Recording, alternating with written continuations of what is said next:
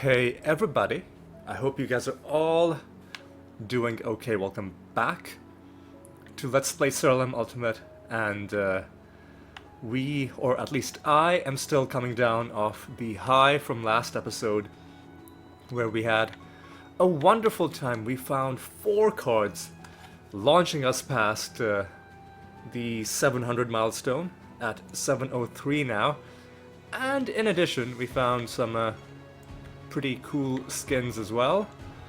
My favorite out of that group being the Cerberus skin Junkyard Dog, which I will still maintain reminds me a little bit of the big dog boss from Nuclear Throne. And we found a couple others as well. I don't remember the others that much. We found a... God, we found... Whatever we found, it was documented in the last episode, and I'm not gonna waste time trying to remember this. If I am that obsessed, I can just go back after this episode and watch that footage again. The time now has come to just continue onwards. Do we have a boss fight coming up? Not yet. So I think we are good to just go into a normal realm. So let's go ahead and do exactly that. Let's go into the... not the arachnid nest. You know what? Before we go in, I just want to check something. How far are we from handing in the Rune of Prophecies? Literally one realm away. Okay, so we're gonna have to... go off screen for a while. But for now, let me go to a random realm and let's see what we can accomplish. What do we got going on in the Amalgam Gardens? What do we got? Should be a pretty easy realm to deal with. Not really seeing any major problems out of the fusions or the realm properties. So overall, I'd say we're good.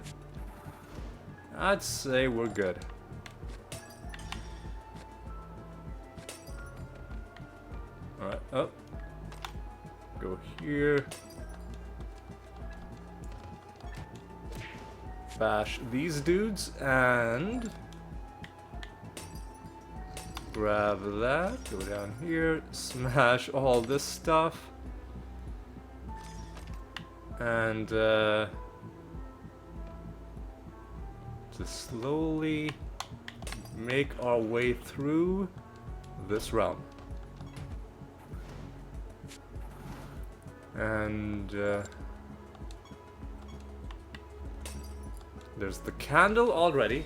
We may as well do some summoning. No reason not to. Would very much like to slowly make our way towards the next major card milestone, which is going to be 800 cards, which is going to be pretty far away. But we'll get there with the same grit and determination that we used to reach all our other milestones, so it's gonna be good. Alright. One thing I'll quickly do is I'll walk back here. Oh god, protected again! Again! That's so annoying, man. I hate how that extra turn they force you to take. I hate it with a passion. Anyway, let's take out these dudes, get another group of these guys summoned, and let's continue our journey through this realm. What do we got? Oh, of course it's gonna be a fucking salamander with the resisted silence. But at least it wasn't too bad. Nothing to the left or right, that's fine. Realm completed. Goblet completed. We'll hand that in just a moment.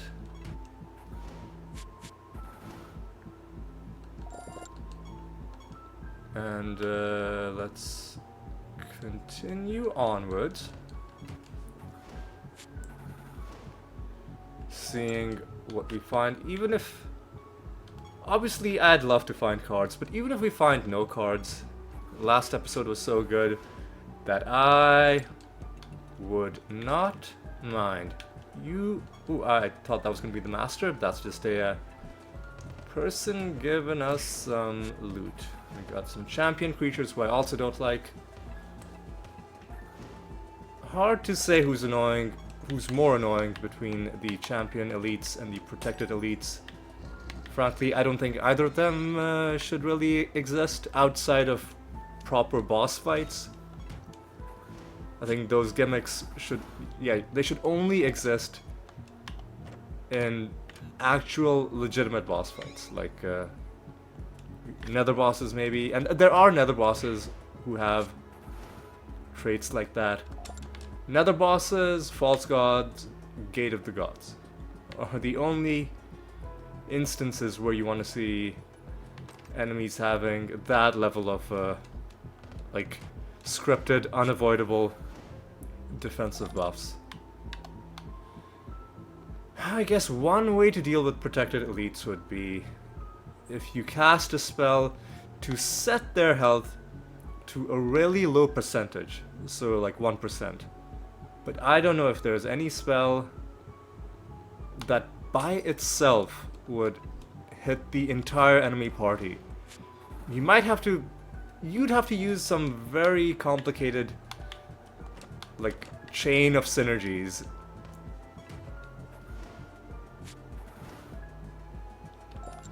to cause that to happen. Because I know there are spells that target individual creatures and set their health to a very low amount.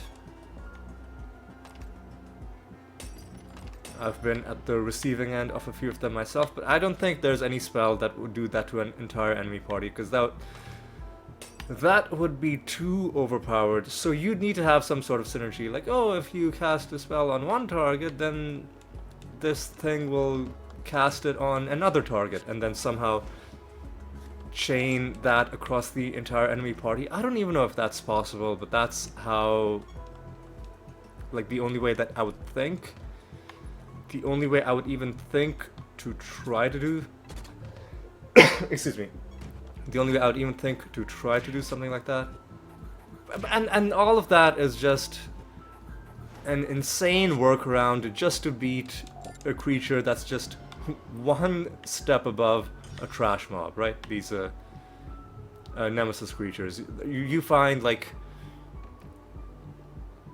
3-4 of them per every realm, right? And that's our 9th victory against the Uroloses. So good job to us. So yeah, I'm not a fan of defensive bonuses or like damage caps, that kind of thing. Even for bosses, I'm not a huge fan of damage caps. There's this whole concept of like bosses having stages, like at 20% it goes to another phase, at you know, when you take away 60% of its health, it goes to another phase, and so you can only do that much damage in one hit. But I always have respect for games where if you're just really powerful, you can one-shot the boss and skip all of its phases and just instantly kill it. I'm not a big fan of games where it's like, oh no, you have to sit through this. Even though you're gonna wipe the floor with this boss anyway, we're gonna waste your time and make you sit through all of these phases. But for games that do make you sit through it, as long as it's reserved for sort of the key boss fights, I'm still okay with it. I'm still okay with it. What I'm not okay with is like random fucking enemies in random fucking realms expecting me to take them seriously when they're saying, oh no, this is a multi-phase fight, you can only do 25% of my health, you've got to kill all my friends before you can kill me, and then expecting me to actually take it seriously when you're basically just a trash mob, right? That's where I draw the line. Anyway, let's hand in a keyforge, immediately start another keyforge. Each key worth its weight in gold. And speaking of gold, here's a whole bunch of gold coming our way.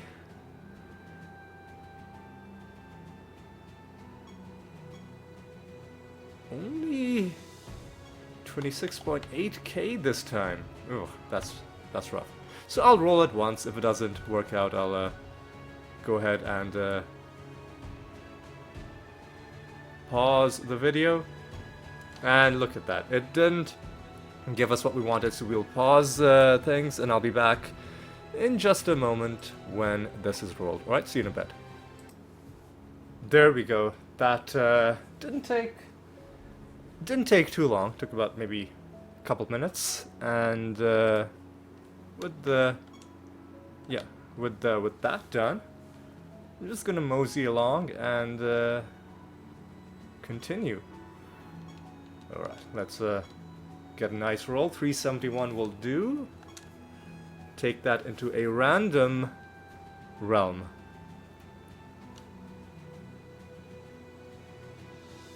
And let's see where we end up and how we fare. I don't like the Fey lands that much because there's some object in this realm that gives us animated gem, which I don't like. Also, we have extra traits once again, so another renegade. We have... What is going on with these enemies? Why are they so inconsistent with the amount of damage I'm dealing? Anyway, this is gonna be annoying.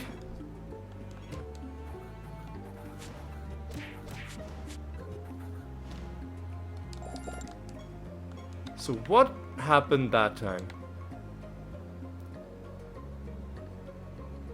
Animators cast Greater Dispel, why?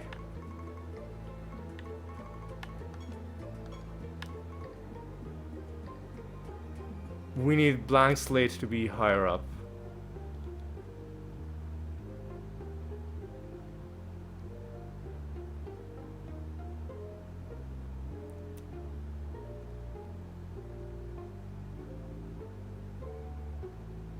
This creature is blind, if enemy has rebirth, if enemy has shelled.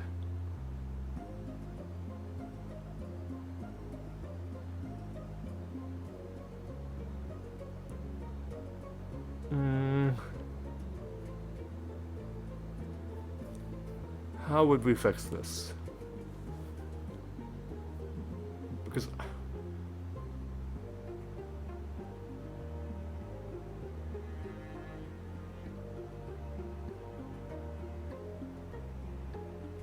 I mean, maybe we just accept that. Okay, maybe we just accept that sometimes the turn will be wasted.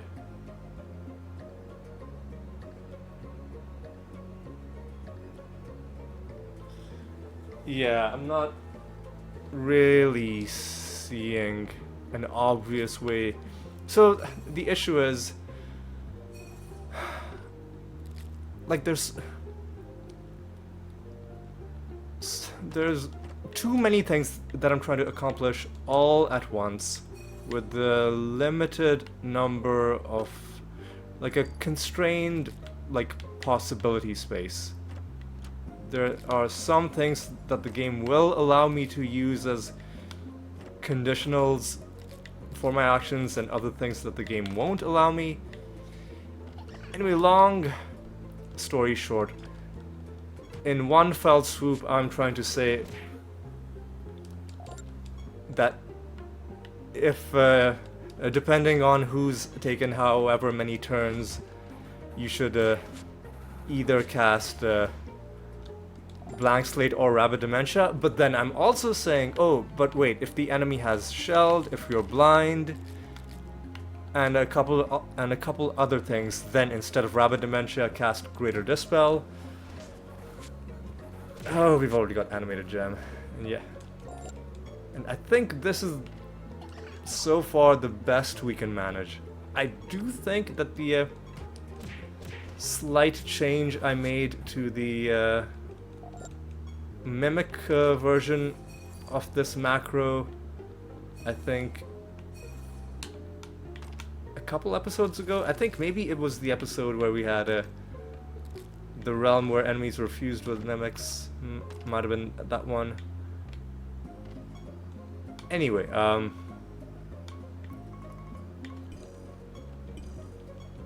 I think that was a good,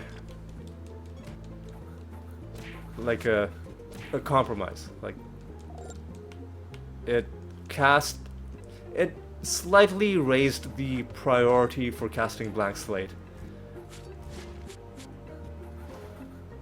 And the other issue is that the Rabid Dementia call has to be above Blank Slate, because the only thing that Blank Slate is triggering on is not even turn order. Like, the Blank Slate trigger itself is just an always true trigger. It's that if this creature has a if this creature is alive, if it's above 0% health, then cast Blank Slate. But the way the macro is able to work is that there are a bunch of other separate conditionals above that. Fuck off, dude. That will each get implemented instead if either of them are true, and if they're not true, they'll be skipped. And if all of them are false, then all of them will be skipped, and then you'll keep going until you get to the Blank Slate part. Just to reiterate, you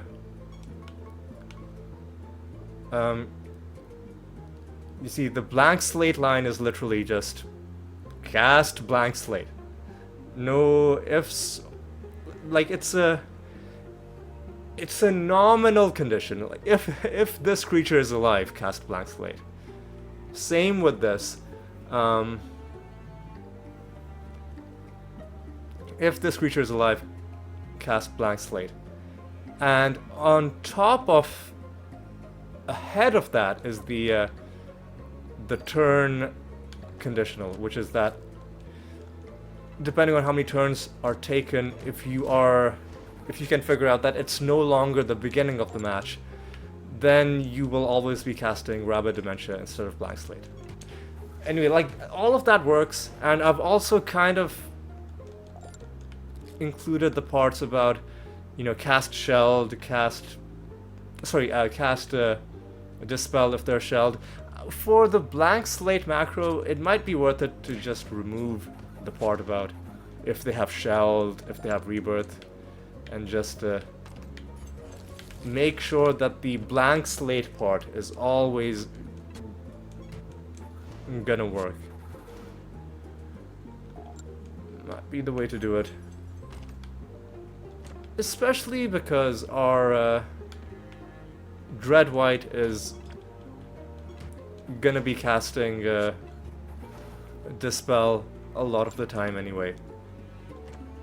Hey, look at that, another one of those. Yeah. So, by the way, if that description of the macro made very little sense, I don't blame you. It's very convoluted. It took me a very long time to figure it out, and if you want to go back to the episode where we figured it out, and if you want to watch me figuring this stuff out in real time, you know, this macro that I just take for granted now, and I just, like, I enter a realm, I see extra trace, and I'm like, oh yeah, let's just throw these macros on. If you actually see how much like brain power it took And I'm not claiming to be a particularly smart person, but I have some, you know, basic capabilities when it comes to logical thinking, and logic, like, you know, like classical programming logic, that kind of logic is what you really need to be thinking of when you make macros in this game. What the fuck? One of these guys obviously has shuffled the timeline, whatever. I'm done with them. I just want to leave. Oh, I literally thought this guy was a tree. Dryad Master. Good for you, dude. Let's just try and punch them. Take the risk that one of their traits is gonna suck. Hey, hey, hey, hey. Hey. Moon Prayer. Resplendence on turn. What is this? It's pretty high up on our list of rare netherstones. Chance to defend spell gem properties have doubled the chance to activate. Is that a good thing? I mean, sure. And that's our 8th victory against the Dryads. Where's the exit? It's right there. Is there anything in the realm that we haven't encountered? I think both of these are just Cerberus enemies, which I'm not really that interested in, you know, chasing to the ends of the earth. So let's just head on to the next realm.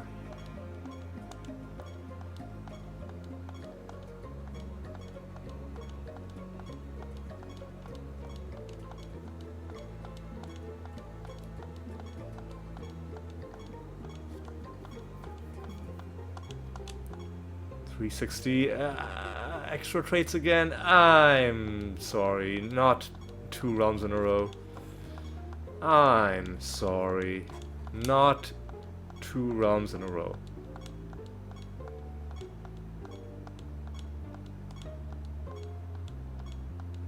$360 wasn't even that high. You'd have to offer me at least $380. Pretty arbitrary, but I'm gonna stick to it. Of course, now the game's gonna punish me by not giving me anything good for like 800 rolls. Is that how it's gonna? That's how it's gonna go, huh? Well, game, I want at least 360. I'm being childish, but I gave up 360 and I want something that's at least as good as the bonus I gave up, but without the bad thing. There we go. 400. I get rewarded for my petulance, and we can all move on. We can all move on with our lives. Okay. Back in the Kingdom of Heretics. What are we dealing with? Well, what I should have done as soon as I entered was change my macro. What's going on with these? Hang on. What's going on with these enemies?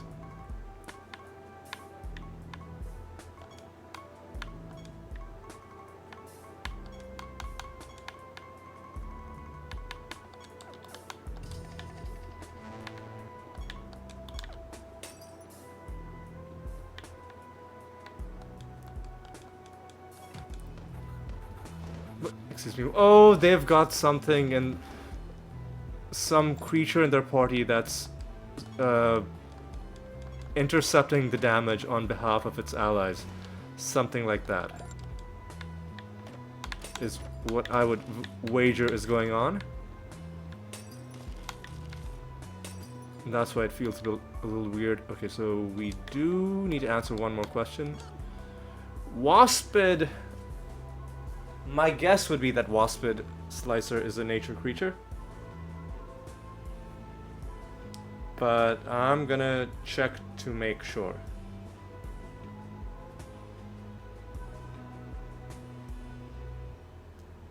Waspid Slicer is a nature class.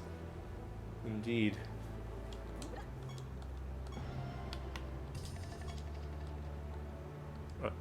So what's the deal? Gains acid rain, creatures... Sorry, I need to look at the fusion traits.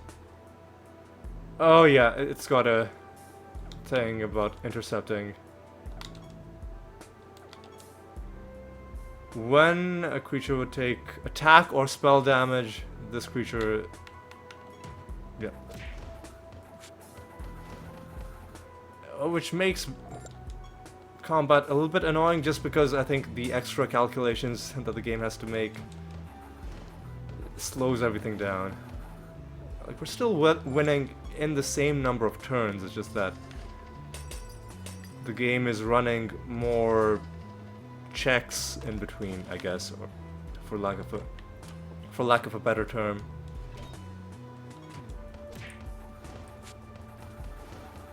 It's not that bad though. We'll get over it. Top of the timeline.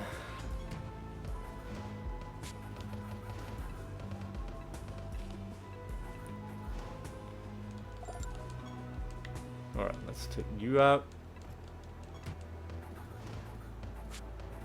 I don't like this realm that much.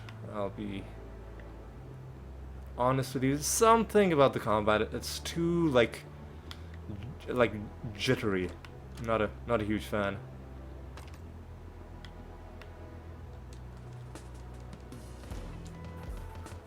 Thank you, Malice Harpy. The fuck? No idea what happened with those guys. But whatever, let's document this netherstone before we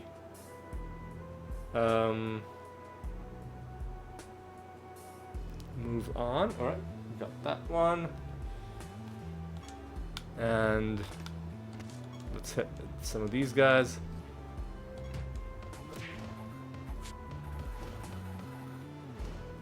Yeah, combat just doesn't... I don't know. It feels weird. It's hard to describe. I just don't like it. Ooh, rock candy. Another trait, netherstone. Don't mind if I do. This one was 393. At the end of each enemy's turn, seals one of their spell gems. That's kind of useless, but I will keep it because it's a trait. So that's good. And let's go around here. All right. Let's document this one.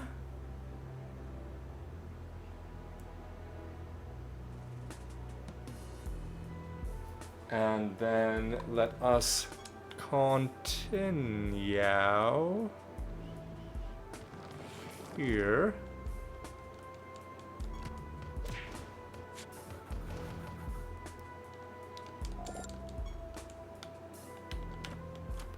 Oh, another one. This one we don't need to worry about noting down because it's low rarity.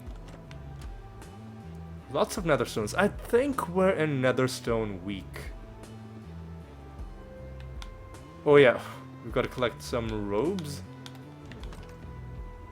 Completely didn't realize what the objective even was.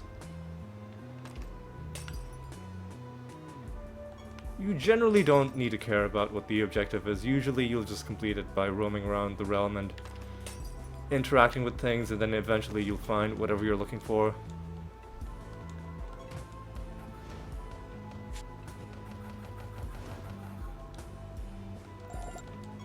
Unless, you know, the realm has glitched out and the thing literally hasn't spawned. Which can rarely... It's Very, very unusual, but it can happen. But barring that, you should just be able to complete most realms by just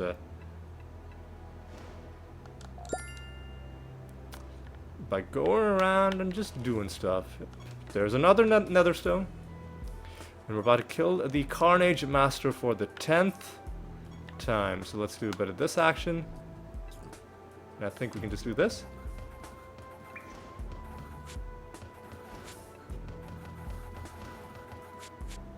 Yeah, combat is very jittery. I'm not a huge fan. Hey, look at that. We can transmogrify into Carnage. Good job, us. And even though I just said combat is jittery and I don't like it, I will summon some Cerberuses. As we make our way there.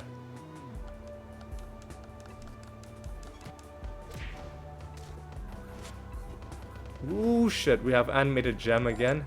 Didn't even notice when we got that. But that's kind of annoying. It's going to make this janky, jittery combat even slower, but what are you going to do?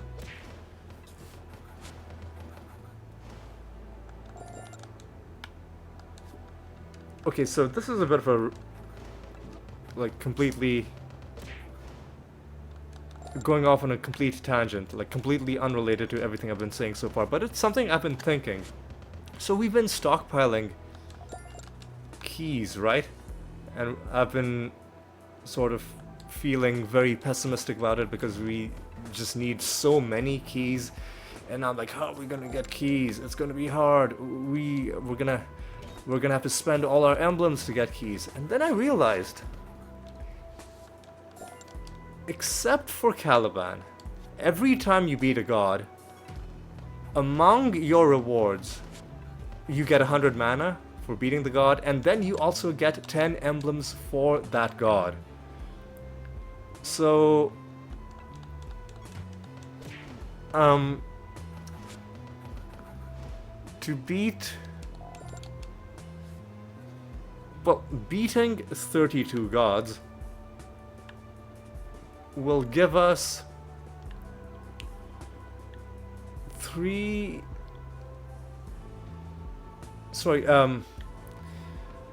beating 32 times 30 gods is gonna give us 32 times 13 times 1/2, or the equivalent of that in terms of keys.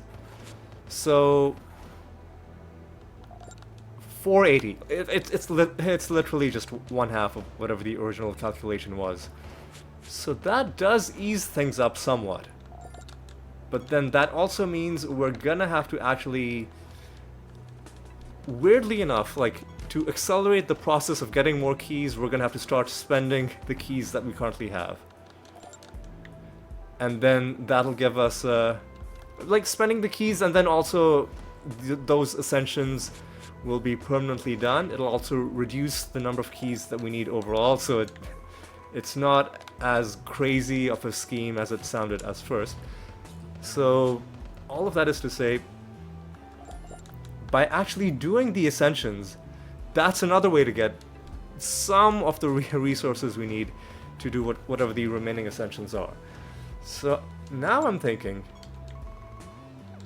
if we account for the fact that we're going to get emblems for beating the gods as well, I think that raises the prospects that we'll be able to get all of these done before episode 500. In fact, I would say it all but guarantees it, as long as we don't choose to spend our emblems on other things like Gate of the Gods upgrades, or like random decorations and cosmetics from the god shops, which I would eventually buy as well, but I'd prioritize getting the ascensions done just because of the gameplay benefit of doing so. Right, so we're gonna go into a new realm. Actually, we're gonna go into the Arachnid Nest because we gotta take down Jotun.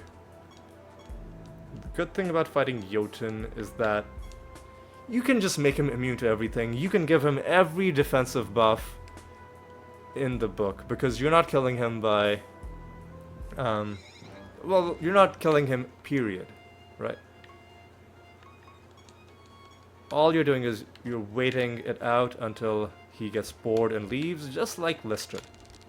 He is a copy and paste of Lister.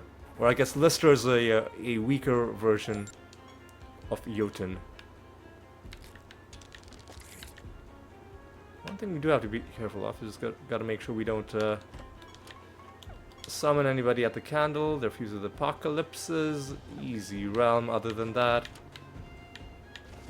I wonder, hang on, I wonder if he's gonna resurrect at the end of the fight.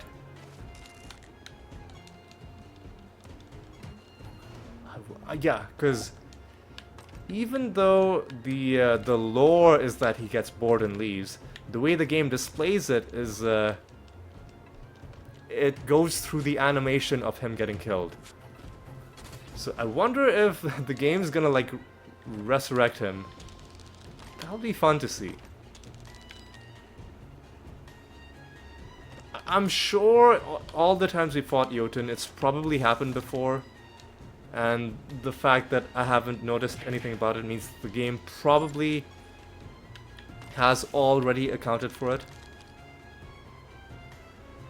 Oh, sure, you can always deal critical damage if you really want. 6 enemies left as well. Where did that guy get summoned? Who the heck knows? I'm gonna go down here. Grab all this stuff. Ooh, you summoned a dumpling.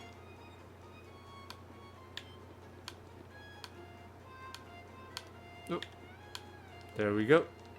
Can we just bash you? Yes, we can. Bam. And, well, let's continue. Vengeance. Didn't really last very long. Alright. Looking for some nice big bonuses. Yeah, it doesn't matter if we give him this, normally this very annoying bonus, but in this battle it literally doesn't do anything. It's just free loot bonus for us. Right, got a couple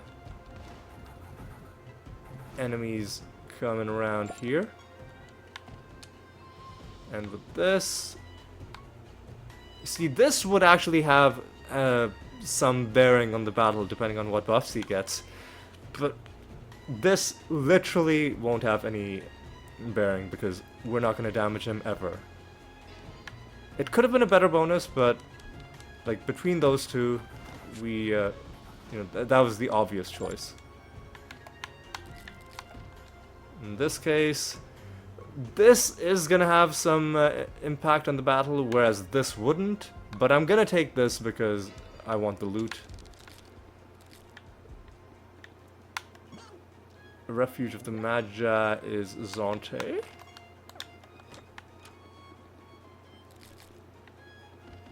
Alright, go up.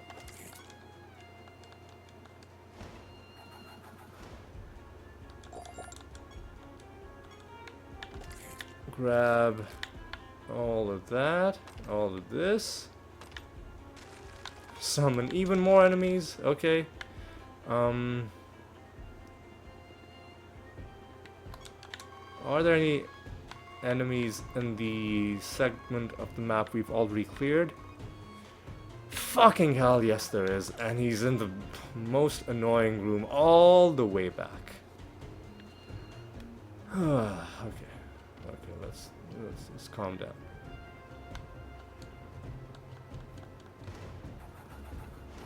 Kill you. You're dead, son. Oh man, we're getting pretty bad rolls. Getting pretty garbage rolls.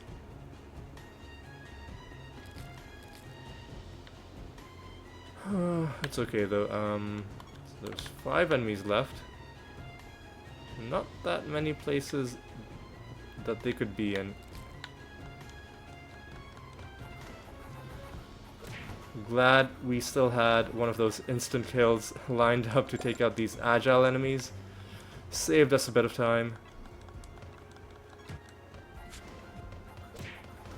Take these guys out as well.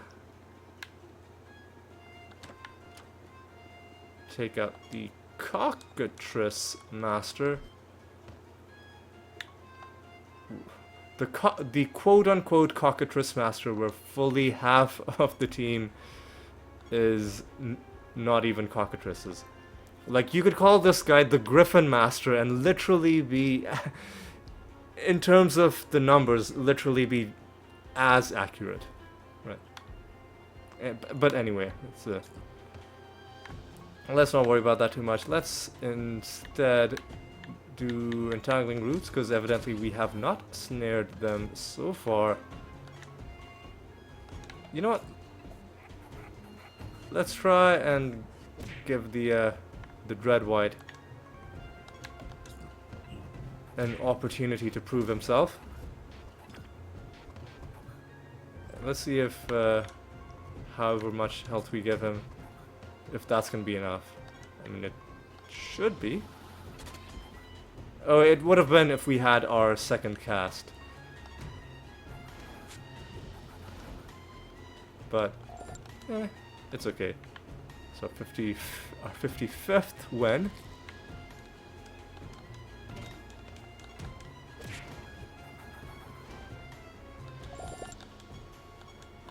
Right, 2 more enemies, and both of them are right here. These whites, which once upon a time would have been annoying, would have forced us to cast Fire Devil's Rage, are now just instantly dealt with. Further vindicating my decision to put Firestarter into my build. Okay, let's go ahead and take out Jotun. Hoping the Dreadwhite is gonna do Greater Dispel. He didn't. So I'm gonna have to do it manually. And let's do maybe one Clayman. Just for a bit of a... That's annoying.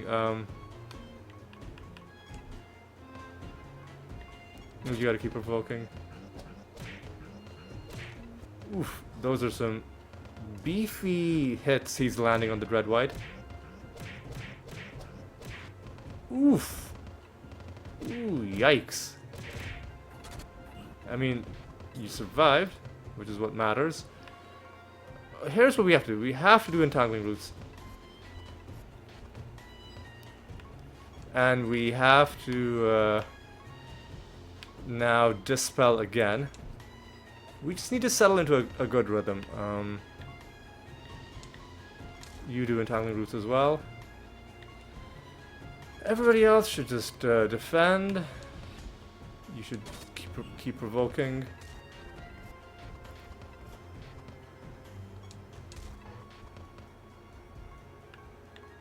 You should defend.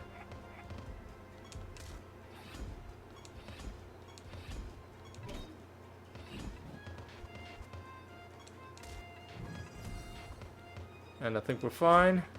Yeah. He's basically stun-locked by the... or mostly stun-locked by the Entangling Roots. And we should be fine. Just waiting for this battle to end. He's done. So he goes away. Is the game gonna resurrect him? No. So for this battle, the game does correctly just shunt him into the abyss, because it does, at the end of the battle, say that he was death by boredom. Okay, that's kind of funny. If the game does have to go through the formality of that he has to die at the end because that's the only way battles can end. Because enemies, I guess, are not able to forfeit the way players are. At least the game had a bit of fun with the the notations at the end. Oh, here's another little thing for us to document, and I've done so. Now let's see if we get anything useful at all.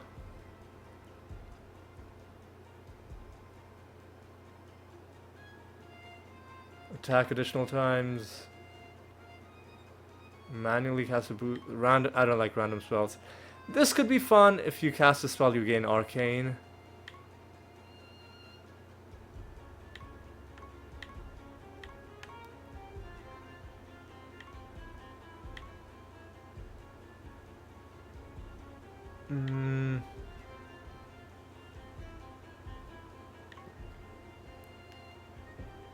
That could be interesting. This could be fun. When an enemy casts a spell... Oh, no, when an enemy casts a spell, okay. Never mind, I'll take... So it's between Convocation and Top Shelf. I'll go with Convocation. That sounds like a way... like an alternate way to give yourself... Oh, hey, strength in numbers. Isn't that a... Is that one of the Diabolic Horde traits? I need to take a look at this.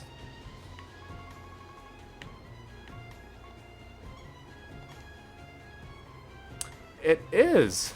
Hang on a second. Isn't this something that we're using for our Universal Gate of the Gods party?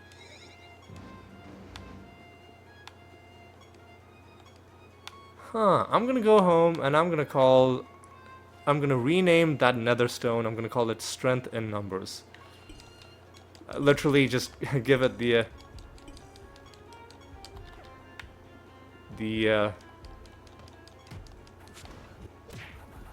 name of the trait that it has. And I'm gonna give it the name in all caps to make it easier to read.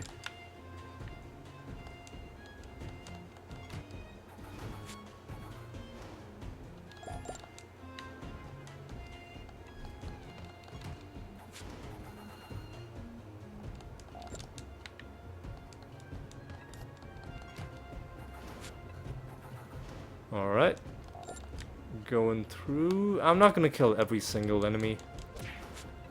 I'll just go through as many of them as we can on our way to the exit, which isn't that far away.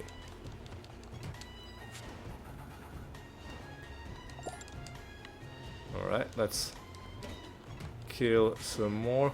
And which boss are we gonna go after next? I kinda wanna do Lloyd Prime. Haven't done him in a while.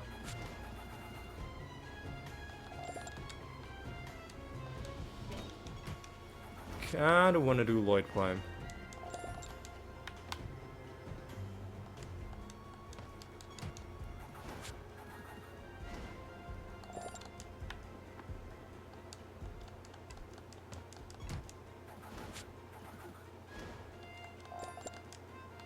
Alright, just a couple more to get.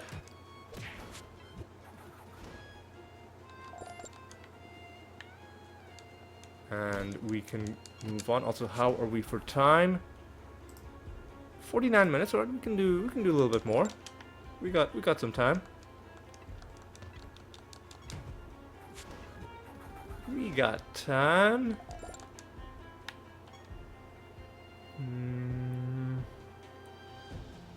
New realm? Oh no, we gotta go home. We gotta set the new bounty. And I've got to rename my netherstone.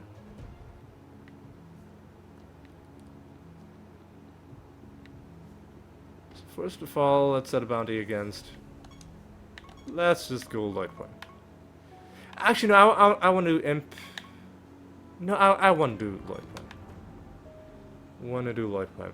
Now I'm gonna go to the blacksmith and I'm gonna rename that nether stone.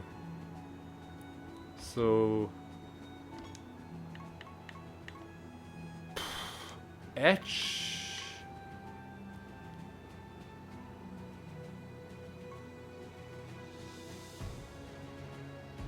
Well, so these are the ones that are being used.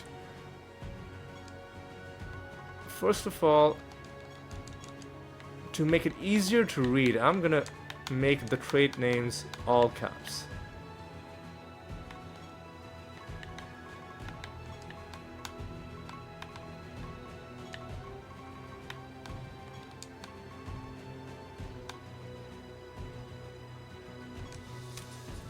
There we go.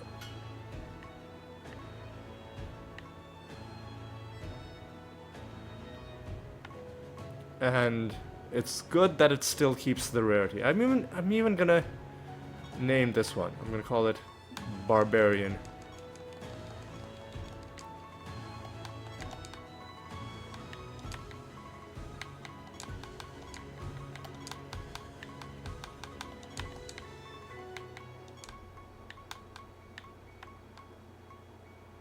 Where's... yeah, there we go.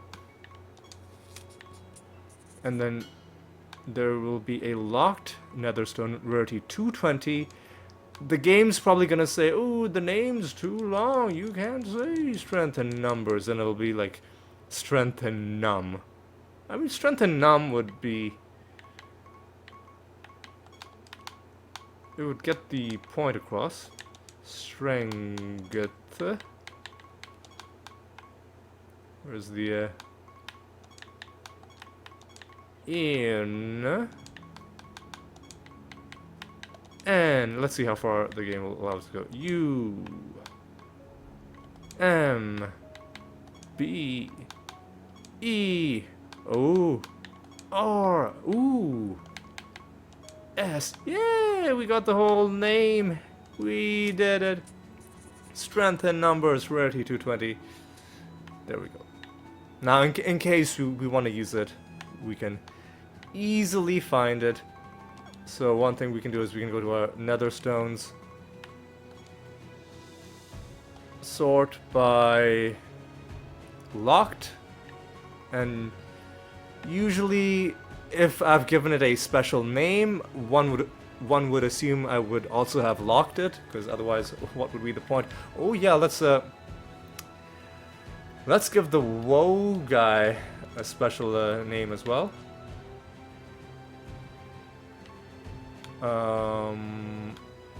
Whoa. Whoa there, buddy. Whoa there, buddy. There we go. There we go. And we've set our bounty, we've got our projects running. I think we're just good to go. I think we're just good to go. We are good to fight Vlora. This is gonna be a fun fight. We're gonna take this to the arachnid nest. And let's see how this goes. So she's gonna have extra defense, extra speed. I don't see extra health on this list, but maybe it's one of the hidden properties. We'll find out soon. We are gonna gain extra health. She doesn't have extra health.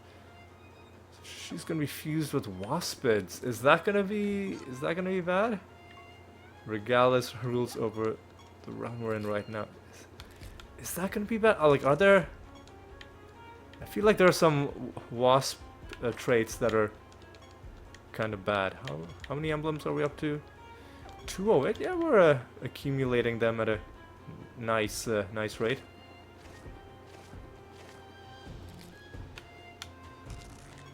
So even before we start doing... oh god. The rest of our Ascensions. Ooh, a dumpling. I'll happily gobble you up.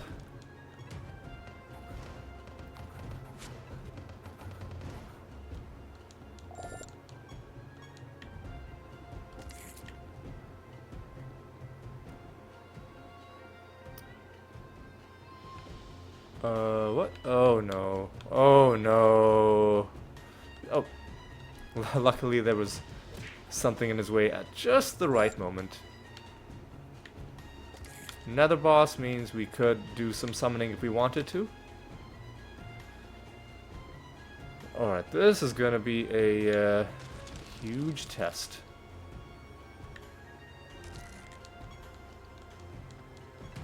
A massive test.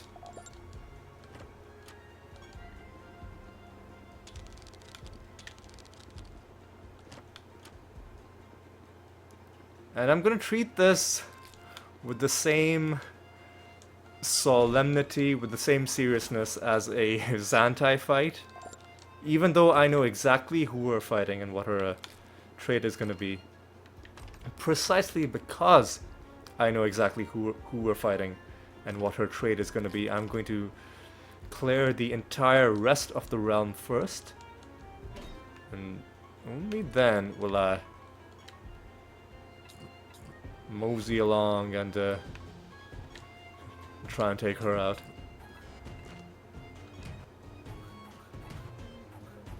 Should have maybe buffed a little bit more. Yeah, that's okay. We'll be fine. Oh, because I never buffed myself. I've only been buffing Mr. Dude over here.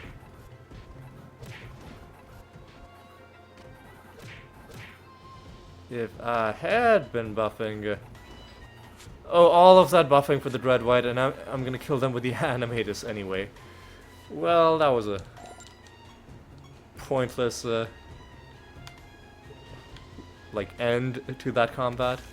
What an anticlimax.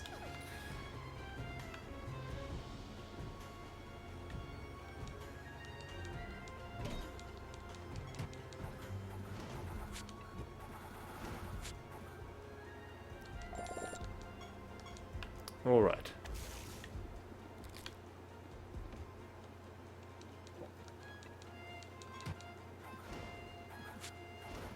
Strong against death. Is that gonna make a difference? Our Animatus and Dreadwhite are both death. We could change our class if we really wanted to. But I don't think that's gonna matter that much if it's indirect damage. Or maybe it does, who the fuck knows? Who the frick knows? Let's get some people on the field. Some more witnesses to this epic showdown that's about to happen. Another Pando Shrine. We need to find more portals, man.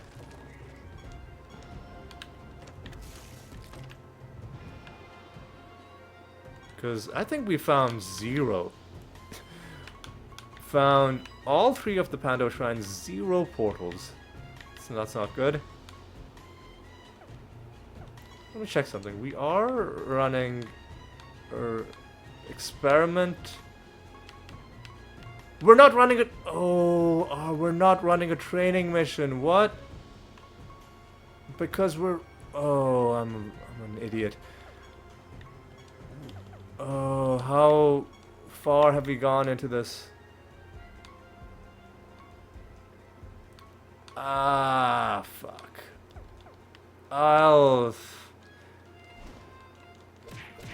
Did I... raid, pilgrimage, experiment, keyforge. And then... I should have cancelled this raid. I'm gonna cancel this raid. When we go back, even though it's almost done, I'm gonna cancel this raid mission. So that we can start a training mission I completely botched this Rune of Prophecies. Is it even gonna be worth it, though? Because... So... The experiment mission is gonna be done in... about... in about 5 realms. And then we'd have to do 5 more realms. I guess it's worth it, because it would help us get a few more lines on the Rune of Prophecies, and potentially give us some time to get some nether portals. But 4 nether portals is probably not going to happen regardless, so probably the only thing we'll get out of it is the lines we complete just for the training mission. God. It's so far away in the future, but I can't wait until we are done with the achievements for getting like X number of lines for the Rune of Prophecies. Because once that's done, then we don't have to worry, right? Then as soon as there's any line complete, we can hand it in. And we don't have to worry about screwing ourselves.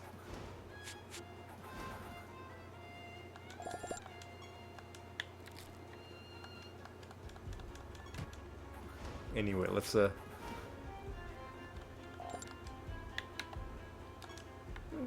a bunch of stuff from you. That's okay.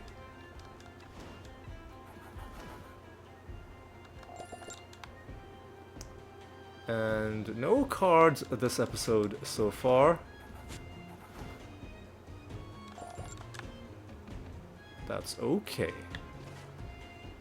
It's okay. Yeah, I'll start a training mission. At least I caught it now. Now I'm kind of hoping Vlora beats me, because then that'll mean this realm won't count. It'll reduce the discrepancy between when our experiment will be done and when the training mission will be done. Oh, we need to kill this dude. Oh, I was trying to save those eggs for the agile people. Because now... Oh, they were malice harpies. Oh, what a sad time to be you. What's going on here? Just more of these dudes. Okay. Yeah, the responsible thing would be to get the training mission done. Because it's not that many extra realms, and also it gives us a chance to get even more lines completed via the the nether portal one. So we'll do it that way. But there's even more stuff to explore in this round before we do that.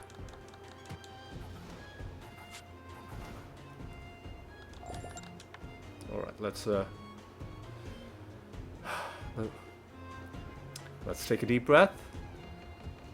We're either gonna win this battle easily, and it's gonna be a complete non-issue, or we are gonna lose it in 2 turns, and there's literally nothing we could have done to win. Those are the only 2 options when you're fighting Vlora. Which one is it gonna be? Well, only one way to find out.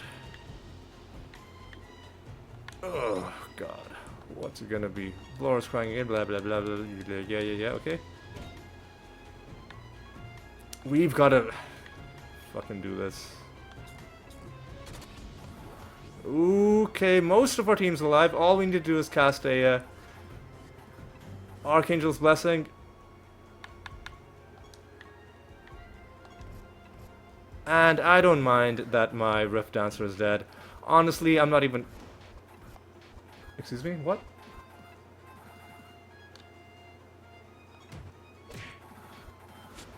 I don't know what's going on with these guys. Okay. We officially beat Vlora without Shimmer. We got an achievement for that as well. Well, achievement for beating her for the 9th time. There's no special achievement for beating her without Shimmer, although there should be. How are we for time? You know what? I'm gonna do one more realm. I'm gonna do one more realm. We don't need to set a new... Well, actually, no. We need to go home because we need to do the thing that I just said, which is I'm gonna cancel the raid mission. You don't really get much for raid missions anyway. The only reason I was even running that raid mission was because I thought the Rune of Prophecies might need it. As soon as I realized that it needed a training mission instead of a raid, I should have just done it. Alright, so we need to do training missions anyway, right? For just the scrolls. So yeah, another 4 realms to complete this experiment mission. So that's another 6 or 7 realms is going to be the extra time spent doing that training mission. Right, we'll do one final realm. 359 is good enough to take into a random realm. Let's do it. Let's do it.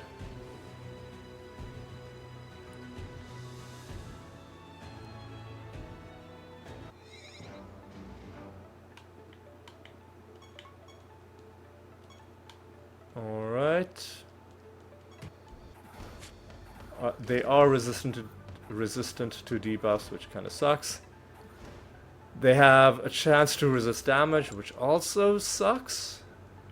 But what are you gonna do?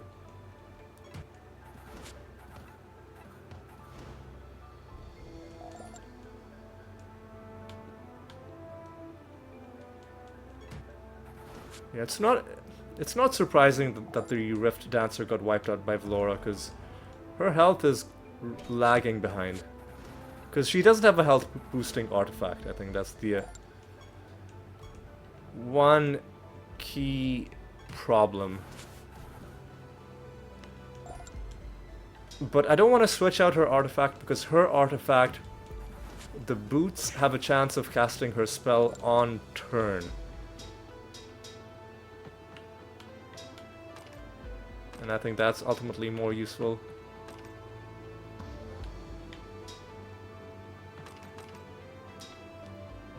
Alright.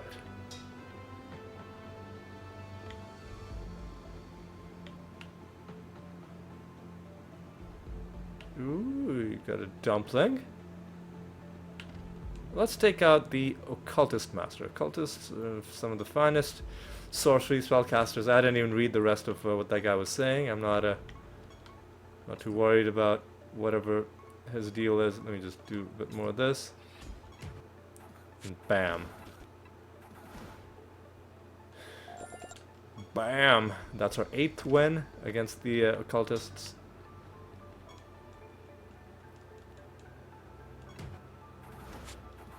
Take out these dudes.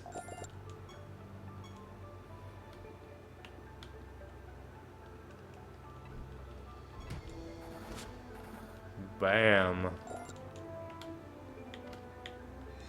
Well, let's kill these guys. Bam. Dead as well. Alright. Let's do some summoning as well.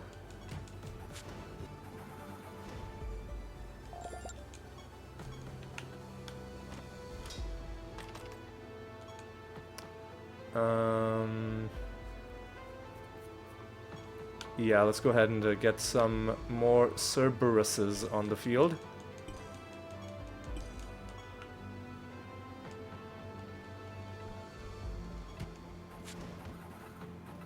And let's go ahead and complete the rest of this realm.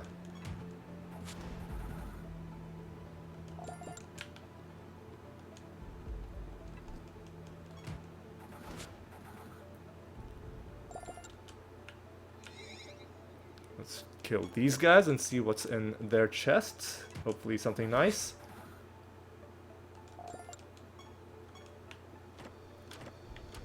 Nothing interesting. That's okay. That's okay. Let's kill these guys, see what's in their chests. Hopefully something nice.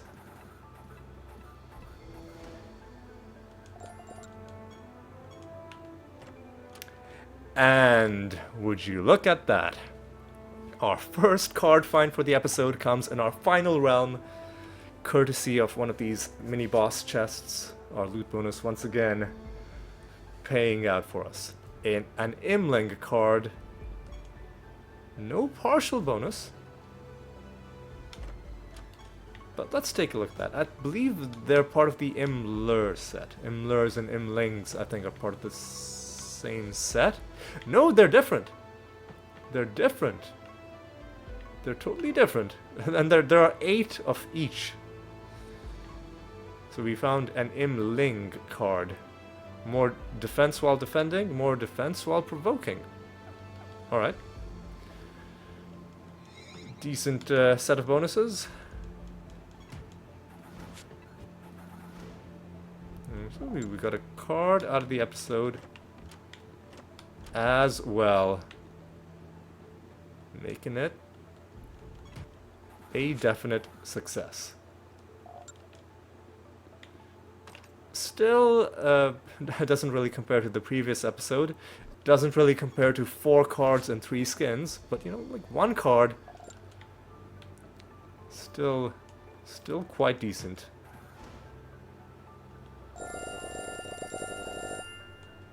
Right. Gain a few levels for whatever that's worth. And go down and around.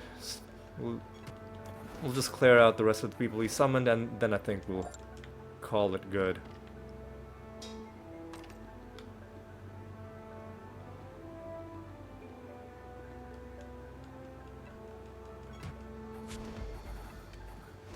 Alright. Alright.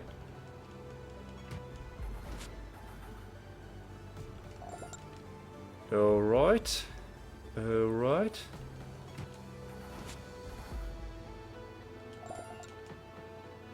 Keep on going.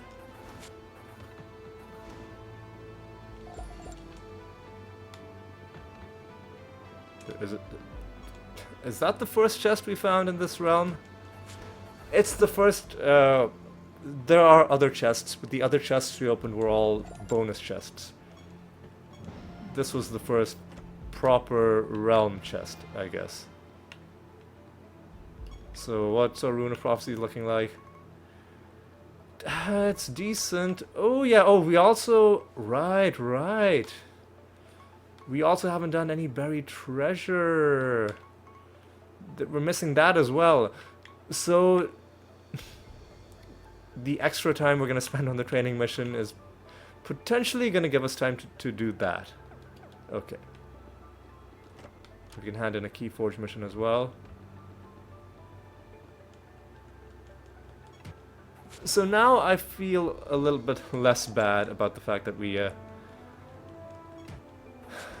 like I kind of messed up on not starting that training mission earlier. Because I would have probably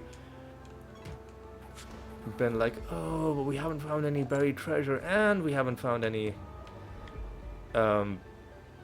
portals. We should at least keep going until one of these two is done, or something like that. Because if you're waiting for one specific chance-based thing to happen, you could be waiting for a long time. But if you're like, I'm waiting for this or that, there we go, one chest, one buried treasure rather is going to be incoming. So if you're like, I'm waiting for a nether portal or some buried treasure. Ooh, another stone. That's nice, I guess. 0 enemies. And I think we're good. I tell you what. Oh, no. Where's the let's summon some Cerberuses, and let's do, for old time's sake, a bit of on-screen farming while I just think a little bit about the state of the series. So, I've got to think about when do I want to start doing the next round of Ascensions. We have enough keys, right? Because we are at a 165, and we're gonna get one more. That's enough to do 5 Ascensions comfortably. So we could do that anytime.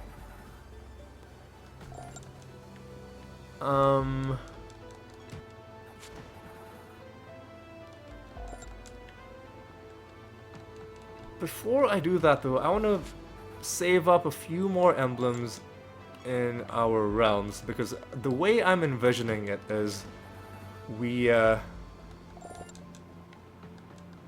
do our ascensions, we'll get, like, let's say, to make the math a bit easier, let's say we're doing 4 ascensions. That is, we're beating all of the bosses 4 times each. That'll give us, by the end of it all, 40 emblems with each boss. And then at the end of those 4 ascensions, what I'll do is, instead of doing random realms, I will go systematically from top to bottom, going through all the realms, so that we buy keys. We spend all of our emblems to buy keys. Usually only 2 keys per realm, but sometimes you might find enough emblems to, you know, get us to the next multiple of 20. And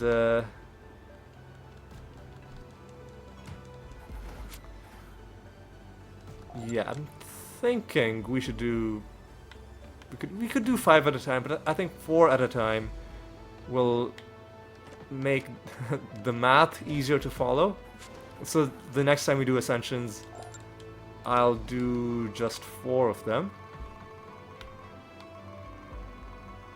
And then at the end of it all, we'll do our little circuit, going through all the realms, picking up all of the emblems, while still doing Keyforge missions, while still getting other keys from beating nether bosses.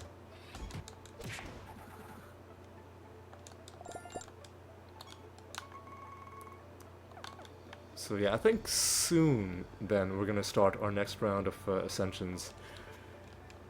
Oh god, I wish you could buy, I wish like there were god shops that you could put in your own hub area, so you could just buy the keys from right there. But I guess I understand why the game does it that way, you know, because it encourages you to actually go into the realms rather than just sitting at home and micromanaging everything from there. Anyway, let's do a bit of this action.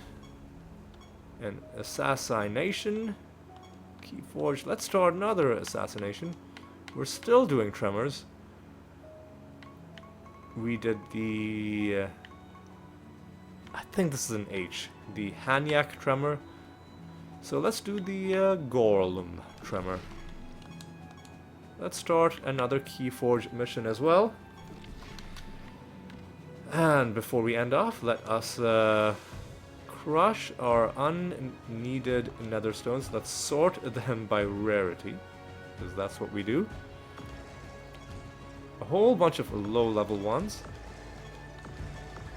which is okay. That's just a nice chunk of piety, and then some even nicer chunks of piety will come from the higher level ones, starting with a Shimmering Trinket Rarity 201,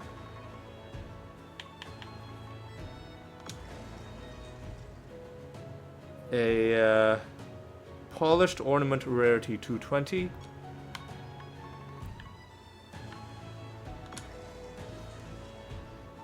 a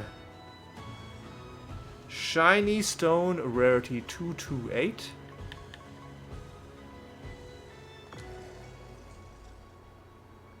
and that's about it.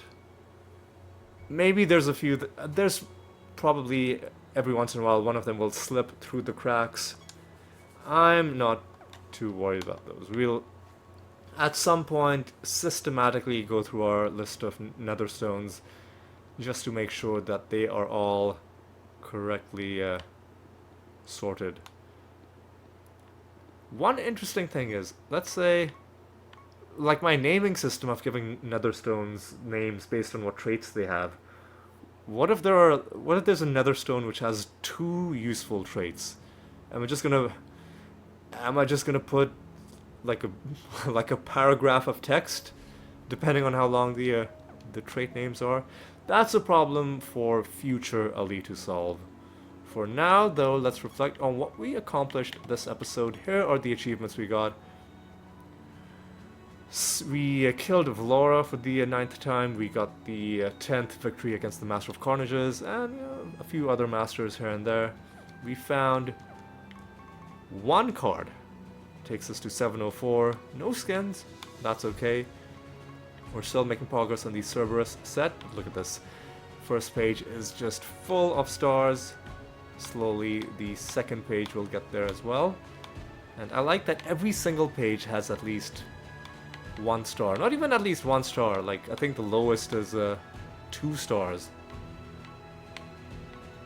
And every other page has more than that. And that's just gonna get better and better as we move on. But anyway, with all of that said, I think it's time to call things to a close. I'm not missing anything, am I? Nah. When we come back, we'll just continue with this for a while, but I think pretty soon we're gonna be we'll be doing our next